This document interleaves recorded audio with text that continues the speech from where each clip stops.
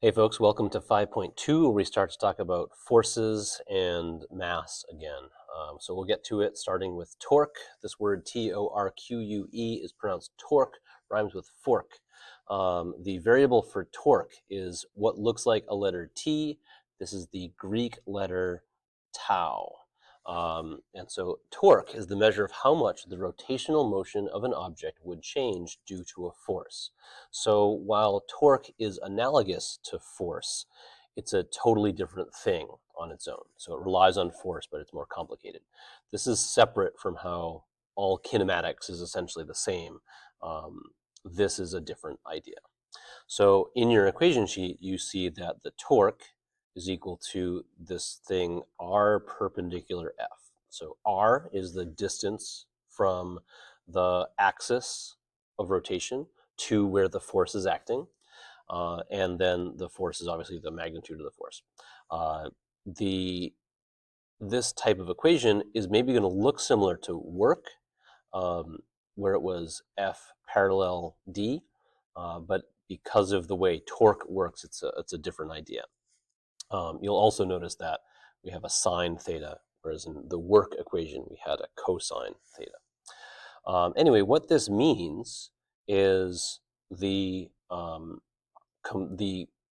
radius and the force that are perpendicular to one another. So in order to change the rotational motion of an object, there has to be a force that can cause rotation, and that force has to be some distance away from the axis of rotation, and it has to have a component that is perpendicular to that axis. And so we'll go into some visual examples. The units of torque are Newton meters, which is the same as the units of work, except torque is not also measured in joules. That's really confusing, but Newton meters for rotation is separate from energy.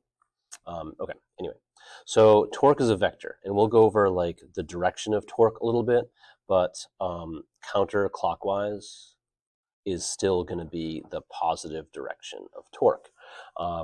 That comes up a little bit in problems, but in practice, you don't need the direction of torque unless things get a little complicated. Now, in general, about a force here, a force can cause linear acceleration, it can cause angular acceleration, it can cause both, and sometimes it can cause neither. And so we'll look at some examples of that during class.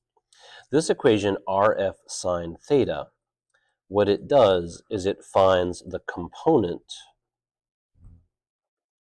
of the force that is perpendicular to the position relative to the axis. Now, I'm going to call this radius all the time because it's r. It's not the radius of the object, it's the distance between the location of the force and the location of the axis. And so I'll give the example using a doorknob. All right, so this is my best visual rendition of a doorknob.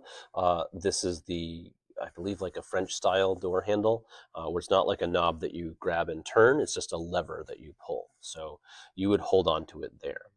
Now, for this example, to show you the torque equation, I'm going to imagine that a person's hand, the center of their hand grabs the doorknob there. And they're in a hurry, so they're not going to pull straight down, they're going to pull at an angle. So the force is directed in that direction. And then the axis of rotation for this doorknob is going to be right in the center. So it's engineered so that it rotates around the center of that interface right there. And so the r is going to be a vector that points this way, right? And so again, notice that that value of r is not the radius of the whole doorknob. It's the distance from the axis to the point where the force acts. Now, I'm going to continue this line, and I want you to note that there are two possible angles that you could use. Theta, we'll call these theta 1 and theta 2. And it actually doesn't matter which one you use for torque. because the way the sine function works, it's symmetrical around 90 degrees. So if this angle is 40 degrees and this angle is 140 degrees, the sine of those angles will be the same. So that's great. So as far as this is concerned, when you do the torque, you would do the length of this vector, so the length of that distance, times the magnitude of the force, times the sine of angle 1 or angle 2. Again, they would give the same results. So this is like the simplest way that like torque can work out, where you can measure a distance, you know the magnitude of the force, and you know the angle between those two vectors, and you can calculate it. Now, the way that this equation works, the further away from the axis the force acts, the more torque it's going to give. And if you like you open doors all the time as you walk through like in and out of the high school, the reason the doorknob is all the way over at the opposite end of the door compared to the hinges is so that that value of R is at its maximum. If it's a push door, you probably know that if you push it near the the hinges, you're not going to have as much luck opening the door as if you push at the other end away from the hinges. Obviously, the more force you provide, the more rotation can happen. And then the last piece of the puzzle is this sine function. Now, very quickly, the sine function, if you were to graph it,